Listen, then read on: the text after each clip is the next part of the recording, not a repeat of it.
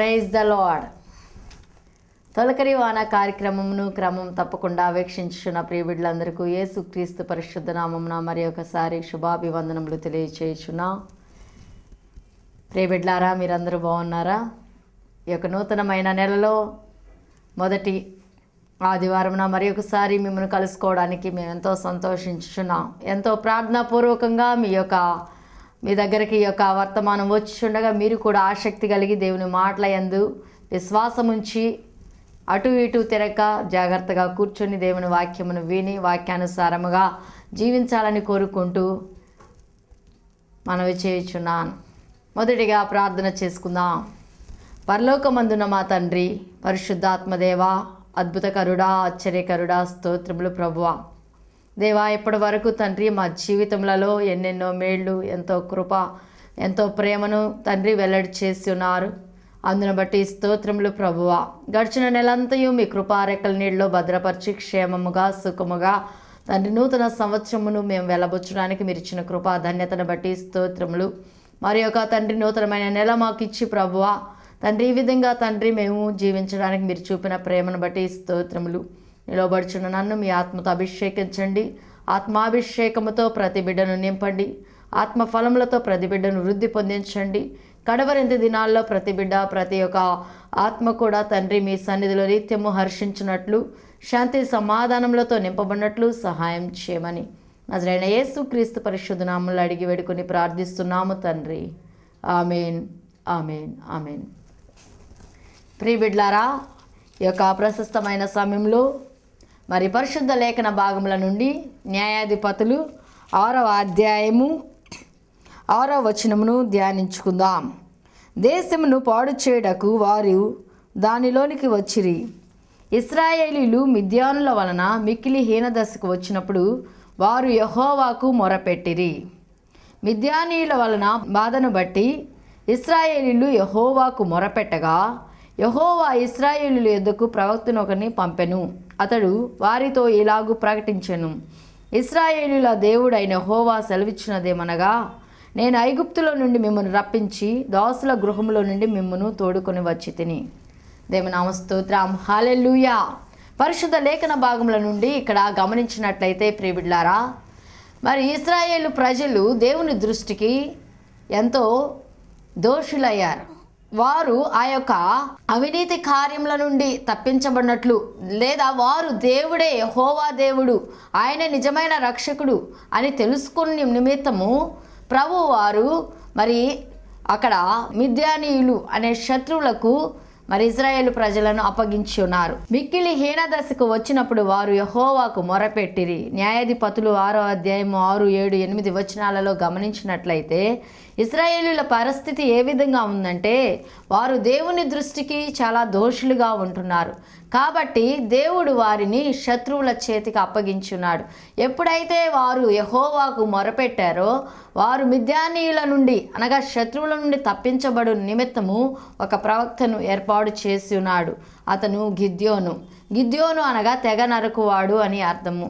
ప్రియబిడ్లారా, గమనించినట్లయితే న్యాయాధిపతుల గ్రంథము 6:13లో కొండల్లోనూ వాగుల్లోనూ గుహల్లోనూ దుర్గములను తమకు సిద్ధపరచుకొని దేవుడు మిద్యానీయులను ఇశ్రాయేలులకు శత్రువులుగా చేసినప్పుడు వారి పంటలను నాశనము చేసి మరి వారిని మరి ఏ విధంగా అయినా కూడా మరి ప్రభువే దేవుడు మరి సహాయకుడు అని తెలుసుకోవాలంటే they have to realise themselves he is a real god, దేవుడు అని వారు తెలుసుకున్నట్లు, అనగా వారి యొక్క దోషములు, వారి యొక్క పాపముల నుండి వారు రియలైజ్ అవ్వాలని మరి ఎప్పుడైతే శత్రువులకు అప్పగించి ఉన్నారో అప్పుడు మరలా వారు పాపములు అతిక్రమములు తెలుసుకొని దేవునికి మొరపెట్టి ఉన్నారు.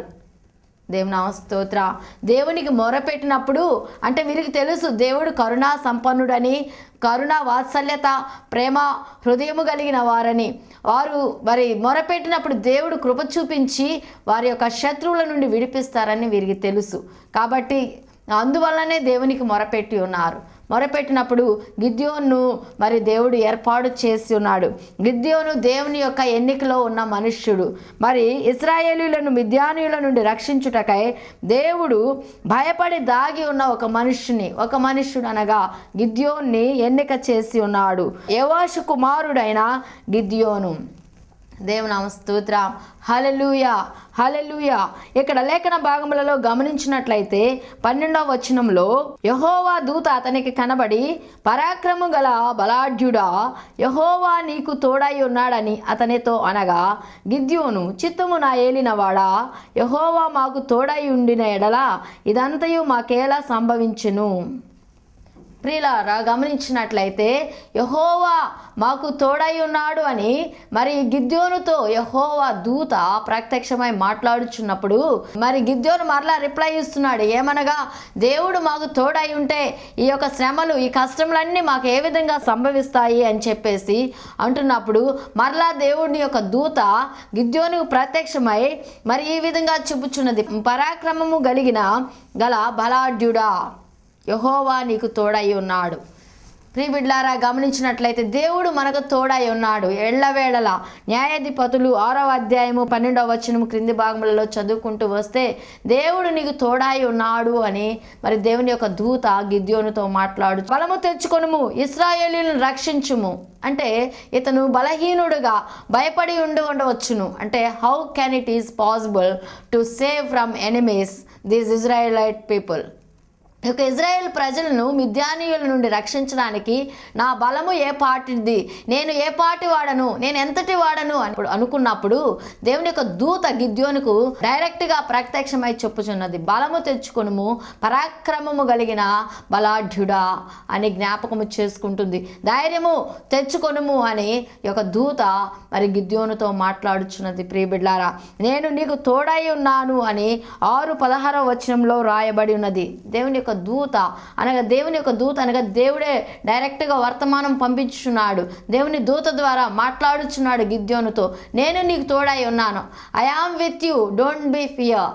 మరి నేను నీకు తోడై ఉన్నాను, ఆ శత్రువులను ఓడించడానికి ఇజ్రాయేల్ పక్షముగా నీవు బయలుదేరి వెళ్ళుము, పరాక్రమము కలిగిన బలాఢ్యుడా, ధైర్యము తెచ్చుకో, నేను నీకు తోడై ఉన్నాను.